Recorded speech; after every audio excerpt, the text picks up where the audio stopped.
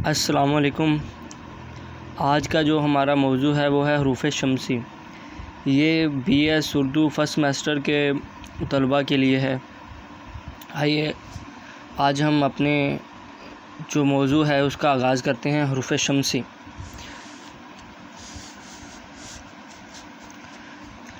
شمس کا مطلب ہے سورج کے ہیں۔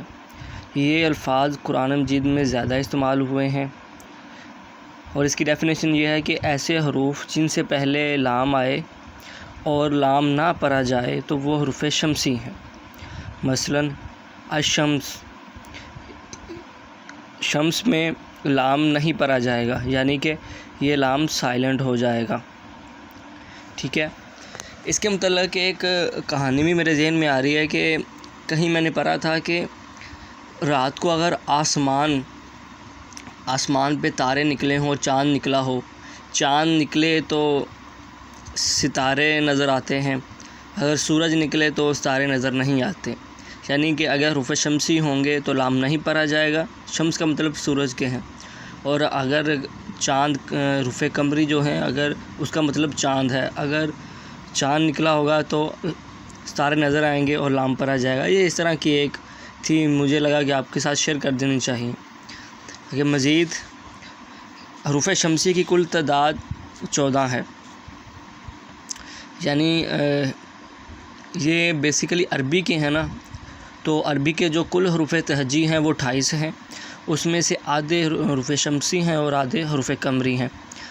تا، سا، دال، زال، را، زا، سین، شین، صاد، دوال، توئیں، زوئیں، لام، نون، یہ حروف شمسی ہیں۔ انہیں آپ نے یاد کرنا ہے، یہ پیپر میں آ سکتے ہیں۔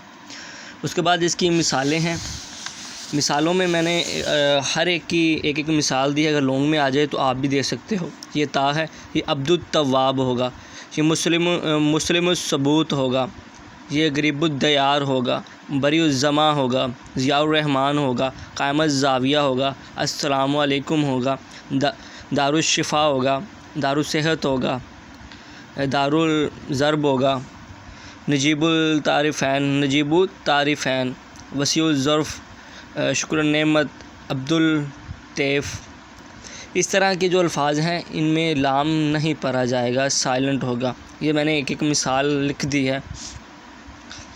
اب جو ایک چیز کی ان کی پہچان یا کچھ ٹاپکس جو وضاحت اس میں آپ لکھ سکتے ہو، اس میں میں نے غور کیا، اس میں جب تحقیق سے کچھ پڑھا تو وہ کچھ یہ ہے کہ ان کی پہچان وضاحت تفصیل میں آپ یہ لکھ سکتے ہیں۔